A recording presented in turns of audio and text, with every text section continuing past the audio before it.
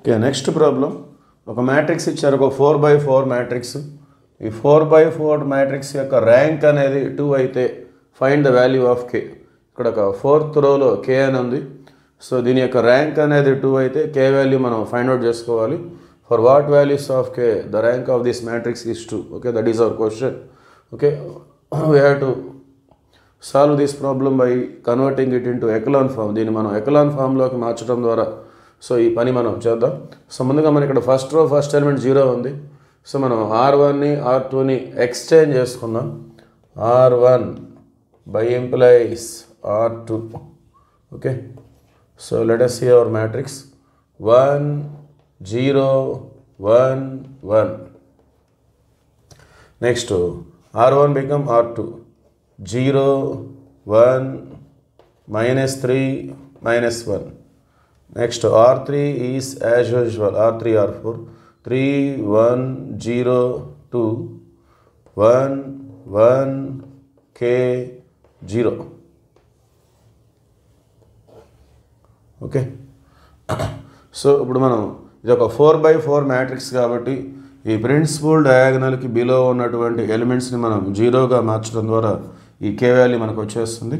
So ఇక్కడ already 0 ఉంది. ఈ రెండు ఎలిమెంట్స్ని మనం 0గా మార్చినట్లయితే then we get zeros. Okay, so దానికోసం మనం ఈ విధంగా తీసుకుందాం 1 0 3 1. సో ఫస్ట్ కాలం మనం తీసుకొని సో ఇది R1లో ఉన్నటువంటి ఎలిమెంట్, ఇది R2లో ఉన్న ఎలిమెంటు, ఇది R3 ఎలిమెంటు, ఇది R4 ఎలిమెంట్. ఈ ఎలిమెంట్ తోటి ఇక్కడ జీరోస్ రావాలి మనకి. సో ఈ ఎలిమెంట్ తోటి ఇక్కడ 0 రావాలంటే take cross multiplication and then subtracting. Okay, so cross multiply చేసి మనం మైనస్ చేసుకోవాలి. సో ఇది R3 position. So R3 position కాబట్టి R3 times 2 1 into R3 that means R3. Next take minus 3 into R1 3R1. Okay, so next ఇక్కడ కూడా 0 రావాలి. ఇక్కడ కూడా మనం క్రాస్ మల్టిప్లికేషన్ చేయొచ్చు. 1 into R4 R4 minus 1 into R1 R1. అయితే నెంబర్స్ సేమ్ ఉంటే క్రాస్ మల్టిప్లికేషన్ దాకా మనం వెళ్ళాల్సిన అవసరం లేదు. Just by subtracting if they have same sign. ఈ రెండింటికి సేమ్ నెంబర్ ఉంది, సేమ్ సైన్ ఉంది కాబట్టి సబ్స్ట్రాక్షన్ చేయడం ద్వారా మనం ఈజీగా 0 వచ్చేస్తుంది.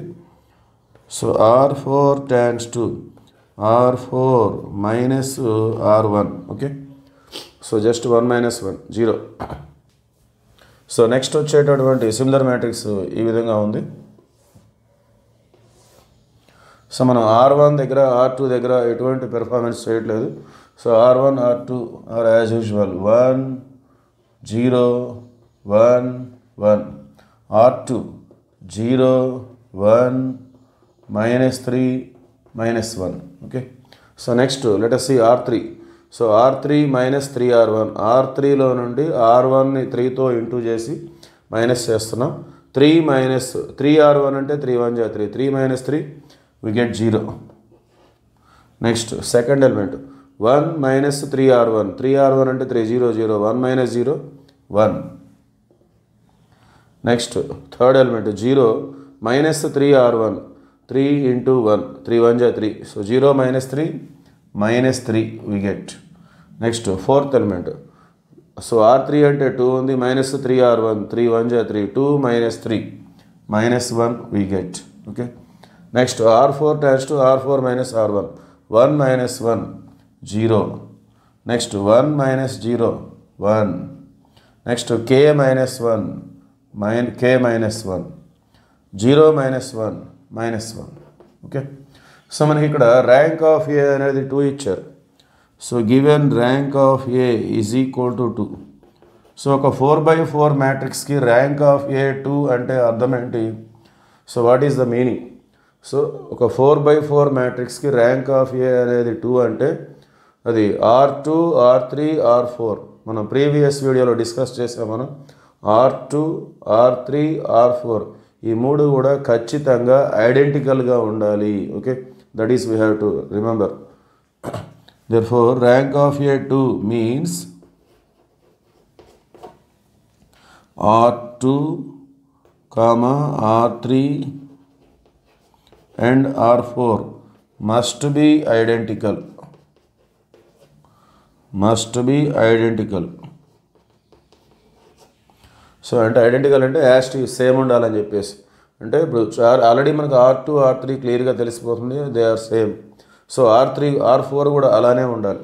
ఓకే, అట్లా ఈ 3 రోస్ అనేవి సేమ్ ఉన్నప్పుడే వాటిని మనం జీరోస్గా మార్చడం ద్వారా 2 non zero rose 2 zero rose మనకు వచ్చేస్తాయి. సో ర్యాంక్ ఆఫ్ A2 అంటే ఒక 4/4 మ్యాట్రిక్స్లో లాస్ట్ 3 రోస్, ఫస్ట్ రో వదిలేస్తే R2 R3 R4 must be identical.